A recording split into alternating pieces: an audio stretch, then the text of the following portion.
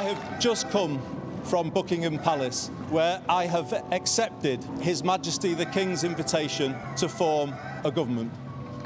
Andy Burnham didn't wait long. In his first major interview as Prime Minister, he has already spoken about taxing homes differently, and the plan on the table could add thousands to your bill depending on where you live. Should the wealthy be ready to pay more tax on their assets and their properties? Well, there are people here in Greater Manchester who pay a much higher council tax than people living in much larger homes in London. So the Chancellor before, Rachel Reeves, was right to start to reform council tax to create some fairness there in relation to people in homes that are of much greater value who haven't seen their council tax. Now, he's been a Prime Minister for a matter of weeks, and he's already used his first big broadcast interview to put property tax reform on the table. Not as a throwaway line either. Speaking to the BBC from his new number 10, he described the mansion tax reforms brought in by previous Chancellor Rachel Reeves as a start. Not the finished job, a start. And when you're the Prime Minister choosing that wording, it tends to mean there's a lot more coming. Now, his argument is straightforward, and honestly, it's hard to dismiss on the numbers alone for many people across the UK. He pointed out that people in Greater Manchester are paying far more on council tax relative to what their home is actually worth than people sitting in much more valuable homes in London. And the reason for the gap is almost absurd when you say it out loud. Council tax bans in England are still based on property valuations from 1991, not last year, not since the last decade. We're talking 35 years ago.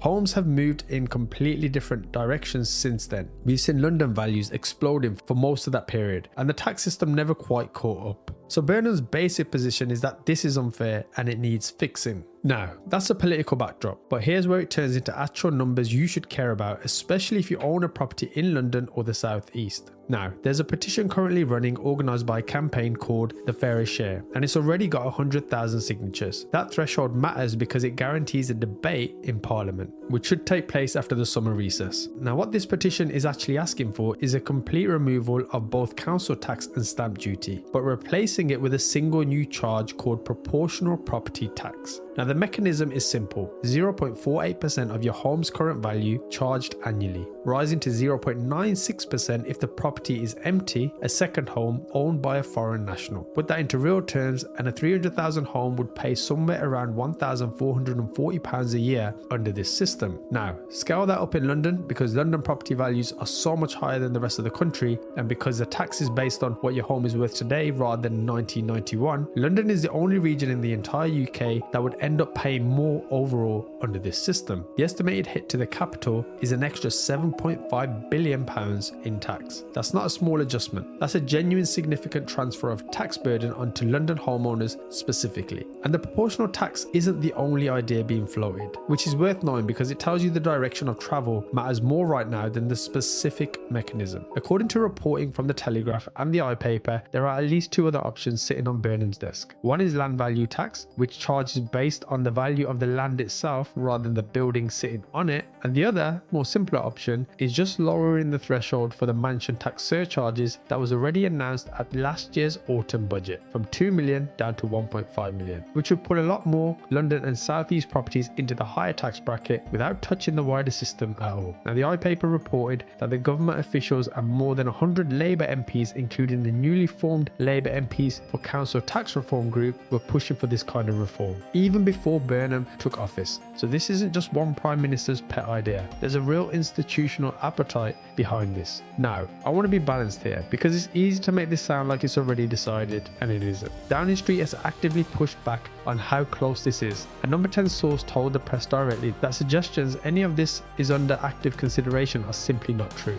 And even with Burnham's own circle, there's caution. Lord Blunkett, a close ally of his, said a land value tax specifically would be politically problematic, creating winners and losers across the housing market in a way that isn't realistic to implement quickly. Burnham himself has said that he intends to stick to Labour's 2024 manifesto commitments: no rise in income tax, VAT, employer national insurance, and to stay within the government's fiscal rules. The catch is that the council tax reform was never actually part of that manifesto, so this whole debate is happening in a gap within that manifesto, which simply wasn't covered. Now, most reporting points to any real decisions waiting until the autumn budget, so we're talking months away, not actual days. So the question is, why does this matter right now? before a single decision has been made? Well, because the property market is already reacting to the uncertainty, and the numbers back that up. The latest ONS figures released on 22nd of July 2026 show the average UK house price at £271,000, up 2.7% over the year to May 2026, though that growth rate is actually slowing down, and it's down 3.9% from the month before. London, however, is behaving completely differently from the rest of the country, as it normally does. It's the only English region where house prices are falling. They are down 3.7%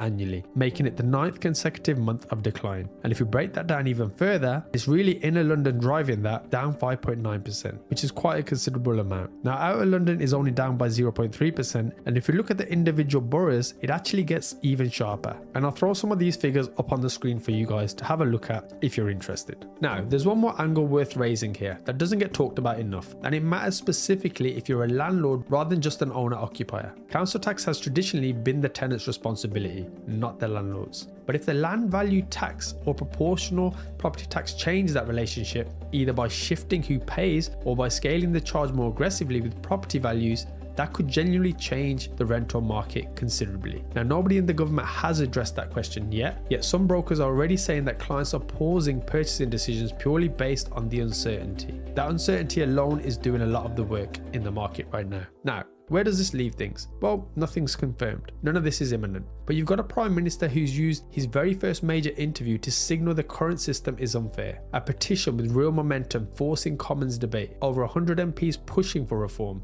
and 3 genuinely different mechanisms being seriously discussed inside the government at the same time. That combination doesn't happen by accident, my friends. The system is 35 years out of date. Everyone across the political spectrum seems to agree on that part at least. And the person deciding what replaces it has already told you which way he's leaning towards. So the real question isn't if anymore, it's which mechanism and when. And the smart money right now is on the autumn budget being the moment we find out. As always, friends, thanks for watching.